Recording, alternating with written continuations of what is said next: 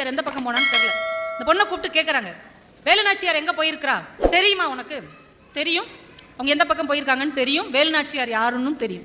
சரி, எந்த பக்கம் போயிருக்கா சொல்லு. எந்த பக்கம் போயிருக்கான்னு தெரியும், ஆனால் உனக்கு சொல்ல முடியாது.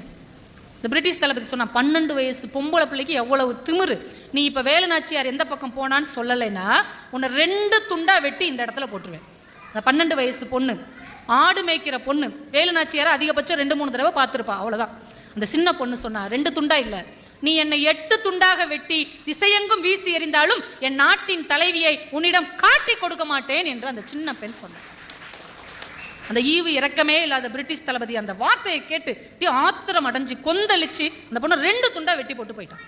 இந்த செய்தியை பின்னால் தெரிந்து ஓடி வந்த வேலுநாச்சியார் அந்த பிள்ளை எந்த இடத்தில் வெட்டுப்பட்டு கிடந்ததோ அந்த இடத்திலேயே ஒரு காளியம்மன் கோவிலை நிறுவி வெட்டுடை காளியம்மன் என்று இன்றைக்கு அந்த பிள்ளையை தெய்வமாக வழிபட்டு கொண்டிருக்கு.